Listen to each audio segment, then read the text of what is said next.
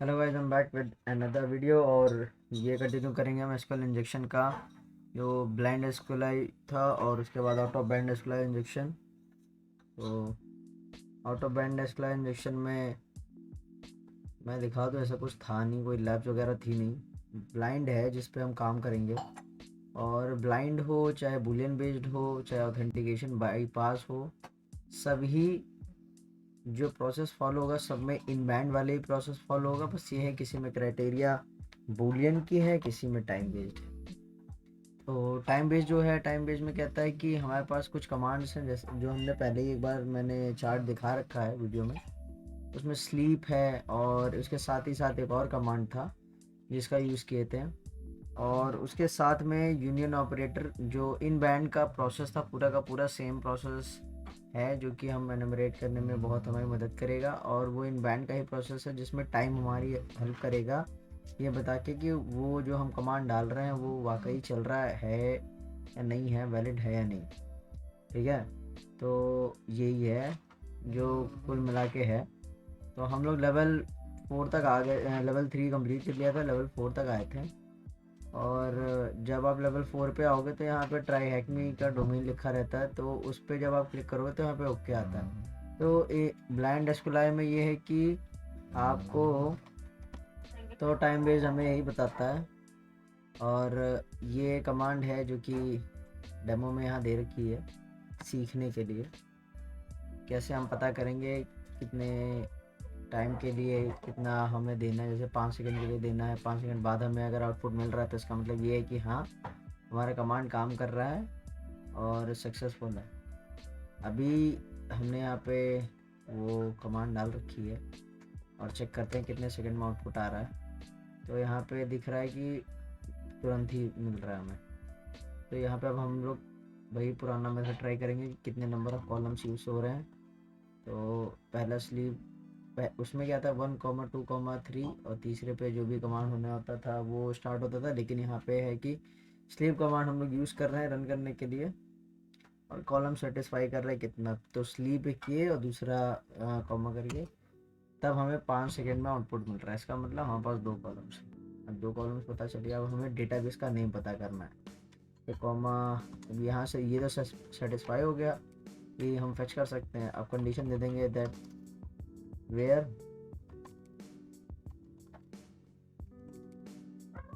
Database का name पता करना है, डेटाबेस लाइक, और यहाँ पे वाइल्ड कार्ड यूज़ कर लेंगे।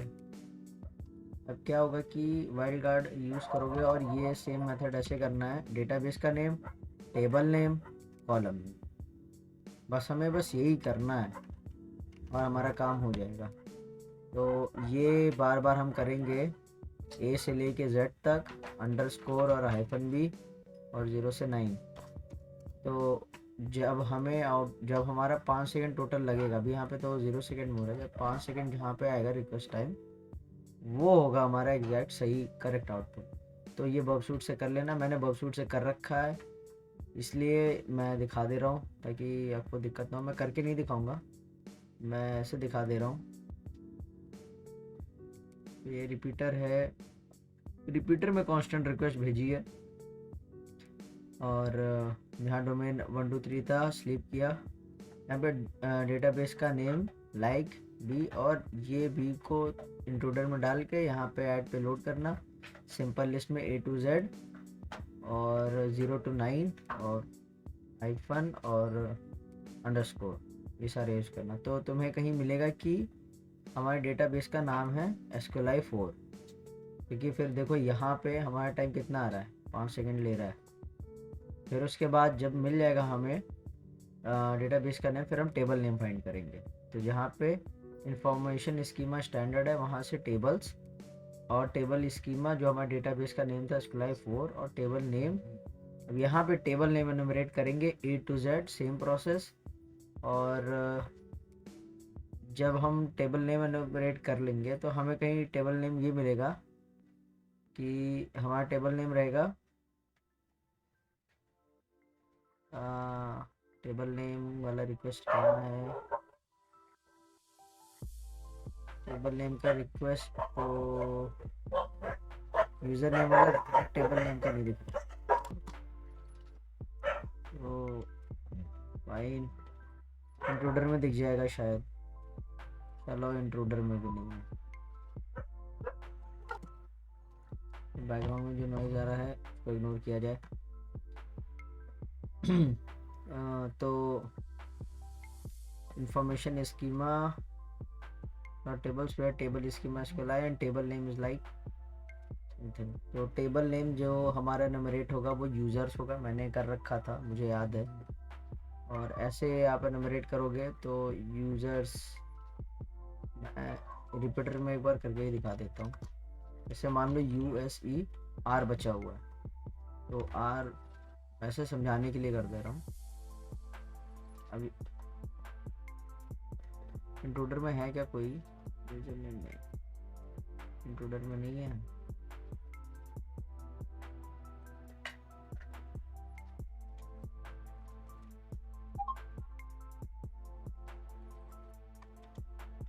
यहाँ पे मान लो मैंने ए लिखा और देखो किया ऐड, हमारे पास सिंपल पेलोड में सिंपल लिस्ट है। सिंपल लिस्ट में A to Z कर लो, A B C D E F G H I J K L M N।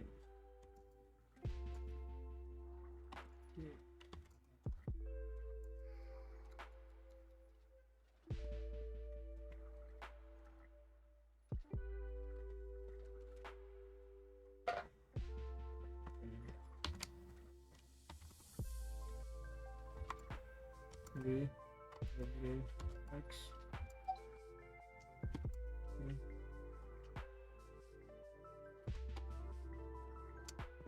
Underscore 0 से 9 कर लेना, 0 1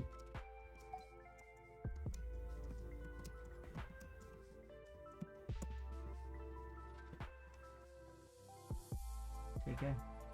सिंपल लिस्ट चाहिए हमें, सीधा अटैक करके देख लेते हैं।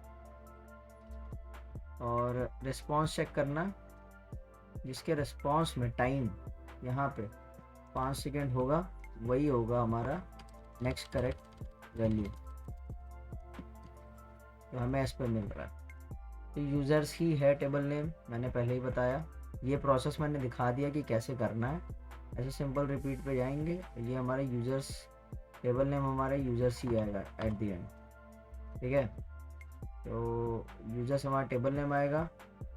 और उसके बाद हमको यूज़र्स के बाद हमें कॉलम नेम फाइंड करना है। कॉलम नेम के लिए भी सेम रिक्वेस्ट रहेगा, बस जहाँ पे टेबल्स है वहाँ पे आपको कॉलम कर देना है। और कॉलम वाला जब वैल्यू निकल आएगा तब उसके बाद हम यूज़र नेम, जैसे कॉलम नेम हम निकालेंगे। एक में हमें कॉलम नेम मिलेगा यूज़र नेम, दूसरा कॉलम नेम मिलेगा हमें पासवर्ड। और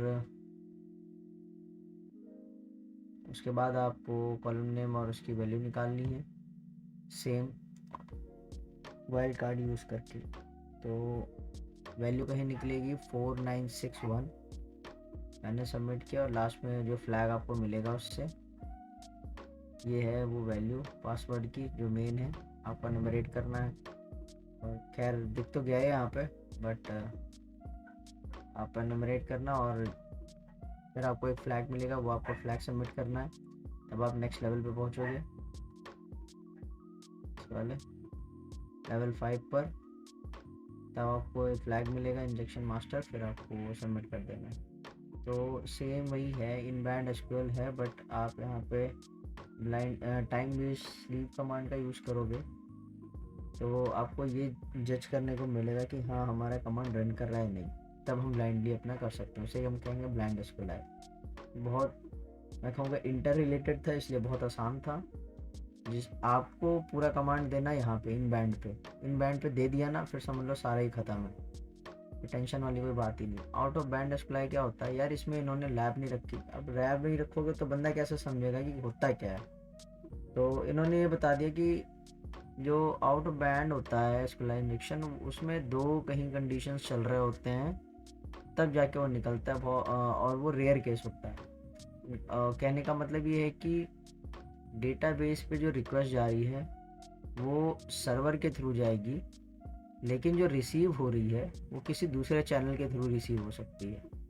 तो जो रिक्वेस्ट जा रही होगी उसमें हम जो होंगे, अटैकर जो होगा वो पेलोड डालेगा साथ साथ, जो कि वो पेलोड अटैकर की वेबसाइट पे, अटैकर के एंड पॉइंट पे, अटैकर के मैं कहूँगा जहाँ भी वो लिसन कर रहा है HTTP DNS रिक्वेस्ट जो आ रही है उसको लिसन करेगा, वहाँ पे जो लीकेज हो रही है या वहाँ पे जो रिस्पॉन्स जा रहा है डेटाबेस से, वहाँ से ट्रैप करेगा। तो रिक्वेस्ट जाएगी वेबसाइट की तरफ से, बट रिसीव होगा डायरेक्ट। तो 2 चैनल की रिक्वायरमेंट है आउट ऑफ बैंड में, और इससे ज़्यादा इसमें कोई बताया नहीं है। और इसके लिए भी मैं लैब कोई ढूंढूंगा अच्छा सा जहाँ से इसको समझा जा सके, फिर वो भी मैं बना के इस पर वीडियो डालूंगा ताकि आपको समझने में कोई दिक्कत ना हो। और रेमेडिएशन क्या है कि रेमेडिएशन में जो डायरेक्ट हमारा जो पेलोड जा रहा है उस पेलोड को क्वेरी ना करके उसको प्रिपेयर्ड स्टेटमेंट में बना दो। सबसे बेस्ट चीज़ है, बेस्ट मैं कहूँगा सभी फॉलो कर रहे हैं इस समय, इसीलिए बहुत मुश्किल से मिल रहा है। और यही इन्होंने भी बताया है कि प्रिपेयर्ड स्टेटमेंट लिखे हमेशा, तो उसकी वजह से जो पेलोड जाएगा ना वो प्रोसेस नहीं होगा, डायरेक्ट नहीं अपेंड होगा। जैसे यहाँ पे अपेंड हो रहा था, ये देख रहे हो, जैसे यहाँ पे है हम कुछ भी लिख रहे थे तो ये SQL क्वेरी में ऐसे आ रहा था, तो ये प्रोसेस हो रहा था। तो एक प्रिपेयर्ड स्टेटमेंट बनेगा जिसके कारण ये ऐसे डायरेक्ट प्रोसेस नहीं होगा। तो ये कहने का मतलब था, ऐसे मिटिगेट कर सकते हैं। और यूज़र के जो इनपुट है उनको एस्केप किया जाता है, एनकोड करके कर सकते हैं या फिर स्किप कर सकते हैं, या कोई अल्टरनेटिव कैरेक्टर यूज़ कर सकते हैं उसकी जगह। तो ये इनका तरीका था। और नेम अ मेथड, अब ये लास्ट है, इसके बाद ये ख़त्म होता है रूम। और इसमें पूछा है कि name a method of protecting yourself from SQL injection exploit. तो यार कोई भी बता दो, नेम अ मेथड कोई भी बताओ, मैं बताऊंगा यार। इनपुट वैलिडेशन, एक तो इनका कैरेक्टर वाला सीन बड़ा वो रहता है, एक कैरेक्टर भी अगर मैच नहीं किया ना तो गड़बड़ी हो जाएगी। अच्छा ये नहीं है, name a method of protecting yourself from SQL injection SQL exploit. ओ तो सॉल्व हो गया, वो मेथड था प्रिपेयर्ड स्टेटमेंट। और ये रूम कंप्लीट होता है। प्रिपेयर्ड स्टेटमेंट वो मेथड है जो कि हम यूज़ करते हैं रेमेडिएशन के लिए, एक्सप्लॉइट से बचने के लिए। तो SQL इंजेक्शन ख़त्म होता है। अब जो नेक्स्ट है वो है हमारा बर्ब सूट, और आई गेस बर्ब सूट एक दिन में ख़त्म हो जाएगा। अरे यार सकता हूँ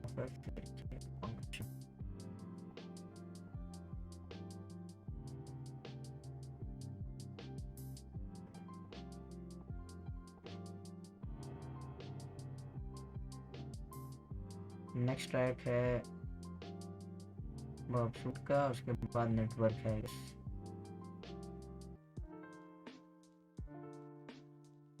बर्ब सूट के बाद फाइन, ये तो एक ही दिन का है। ये जब मुझे मौका मिलेगा इतना बनाऊंगा। बहुत पॉपुलर है ये, काफ़ी बर्ब सूट पे काफ़ी ज़्यादा इंटरेस्टेड रहते हैं लोग। तो बर्ब सूट का एक अलग से बनाऊंगा, ऑल अबाउट बर्ब सूट करके, उसमें इसको इंक्लूड